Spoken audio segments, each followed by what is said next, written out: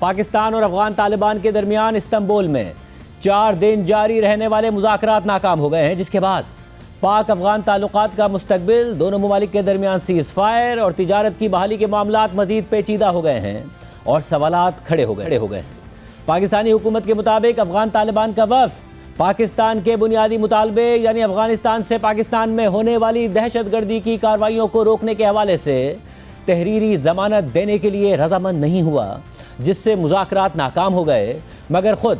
افغان طالبان کی جانب سے مذاکرات کی ناکامی کے حوالے سے ابھی تک کوئی باضابطہ بیان سامنے نہیں آیا ہے۔ تاہم بی بی سی کے مطابق طالبان کے سیاسی دفتر کے سربراہ قطر میں افغانستان کے سفیر اور افغان مذاکراتی وفد کے رکن سہیل شاہین سے جب مذاکرات کی ناکامی سے متعلق پاکستان کے وزیر اطلاعات عطا تارڑ کے بیانات کے حوالے سے سوال پوچھا گیا تو انہوں نے جواب دیا کہ مذاکرات کا ایک اور دور ہونا چاہیے۔ عام طور پر اس طرح کے مذاکرات میں ایک ہی بیٹھک یا ایک ہی دور میں حتمی معاہدے نہیں ہوتے ہیں۔ کل رات گئے وفاقی وزیر اطلاعات عطا تارڑ نے ایکس پوسٹ کے ذریعے پاک افغان مذاکرات کی ناکامی کا اعلان کیا تھا، اور پھر آج وزیر دفاع خواجہ آصف نے ایکس پر ایک سخت بیان جاری کیا جس میں افغان طالبان کو پاکستان کے خلاف کسی بھی مہم جوئی سے خبردار کیا گیا۔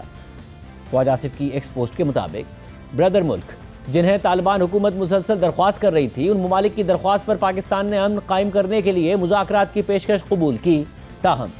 بعض افغان حکام کے زہریلے بیانات یہ ظاہر کرتے ہیں کہ طالبان حکومت میں انتشار اور دھوکہ دہی بتدریج موجود ہے۔ خواجہ آصف نے مزید لکھا کہ پاکستان واضح کرتا ہے کہ اسے طالبان رجیم کو ختم کرنے یا انہیں غاروں میں چھپنے پر مجبور کرنے کے لیے اپنی پوری طاقت استعمال کرنے کی ہرگز ضرورت ہی نہیں ہے۔ البتہ طالبان رجیم کی اگر خواہش ہو تو تورا بورا میں ماضی کی شکست کے مناظر جہاں وہ دم دبا کر بھاگے تھے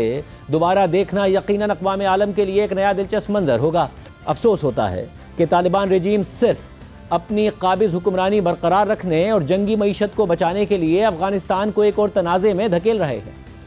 خواجہ آصف کے مطابق اپنی کمزوری اور جنگ کے دعووں کی کھوکھلی حقیقت کو بخوبی جاننے کے باوجود وہ طبلِ جنگ بجا کر بظاہر افغان عوام میں اپنی بگڑتی ہوئی ساکھ بچانے کی ناکام کوشش کر رہے ہیں۔ اگر افغان طالبان پھر بھی دوبارہ افغانستان اور اس کے معصوم عوام کو تباہ کرنے پر مصر ہیں تو پھر جو بھی ہونا ہے وہ ہو۔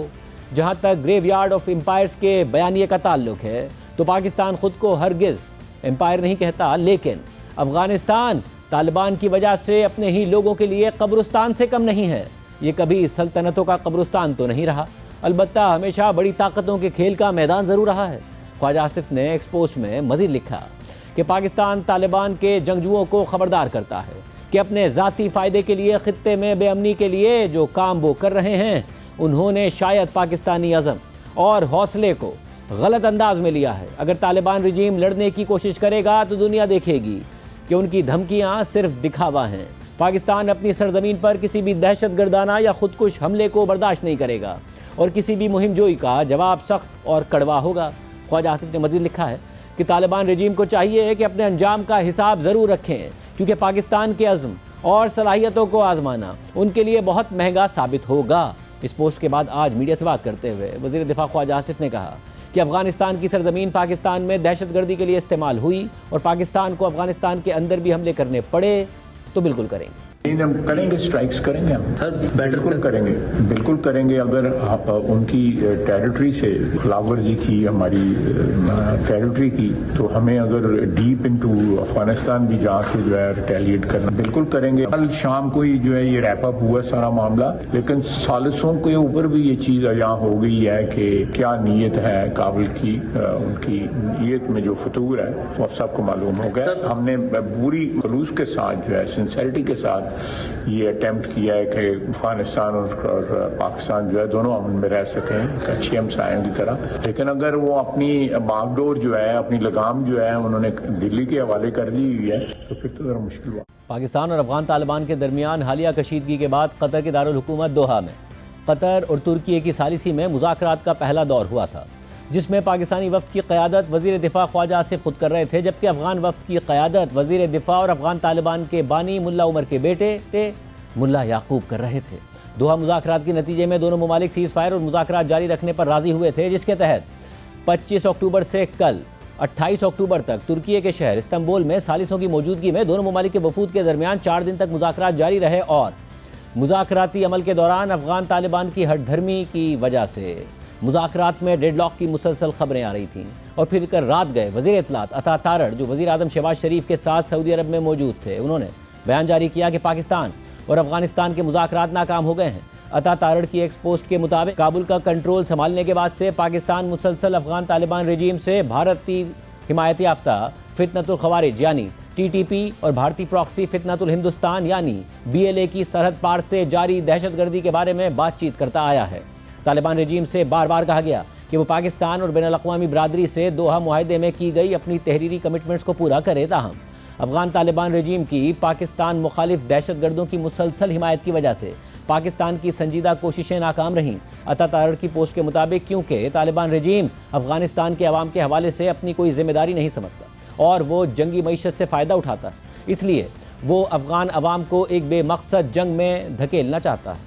پاکستان ہمیشہ افغانستان کے عوام کے لیے امن اور خوشحالی کا خواہاں اور حمایتی رہا ہے اور اس مقصد کے لیے بہت زیادہ قربانیاں بھی دی ہیں۔ اس جذبے کے تحت پاکستان نے افغان طالبان رجیم کے ساتھ مذاکرات کے بے شمار راؤنڈز کیے، مگر بدقسمتی سے انہوں نے ہمیشہ پاکستان کے نقصانات کے حوالے سے پرواہ نہیں کی۔ عطا تارڑ نے مزید لکھا کہ افسوس سے کہنا پڑ رہا ہے کہ 4 طویل سالوں تک اتنے بڑے جانی اور مالی نقصانات برداشت کرنے کے بعد پاکستان کا صبر ختم ہو گیا ہے۔ امن کو موقع دینے کی ایک کوشش کے طور پر قطر اور ترکی جیسے برادر ممالک کی درخواست پر پاکستان نے افغان طالبان رجیم کے ساتھ پہلے دوحہ اور پھر استنبول میں ایک نکاتی ایجنڈے پر بات چیت کی۔ اس ایجنڈے میں افغان طالبان رجیم سے یہ مطالبہ کیا گیا تھا کہ وہ مذکورہ دہشت گرد تنظیموں کو افغان سرزمین کو بطور تربیتی اور لاجسٹک اڈے اور پاکستان میں دہشت گردانہ کارروائیوں کے لیے جمپ آف پوائنٹ کے طور پر استعمال کرنے سے روکے۔ عطا تارڑ نے مزید لکھا کہ پاکستان قطر اور ترکی کا اس بات چیت کے حوالے سے سہولت فراہم کرنے پر شکر گزار ہے۔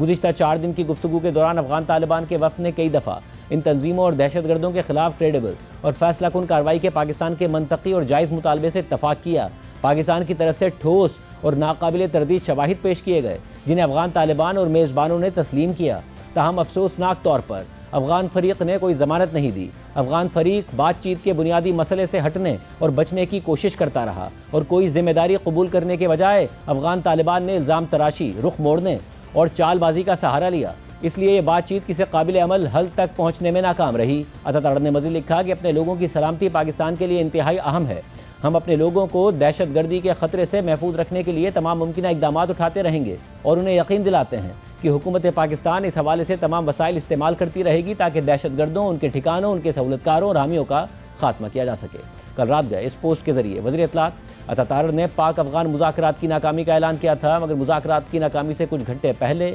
ایران میں ایک اہم پیش رفت ہوئی۔ ایران میں اقتصادی تعاون تنظیم کے اجلاس کے دوران پاکستان کے وزیر داخلہ محسن نقوی اور افغانستان کے سینئر نائب وزیر داخلہ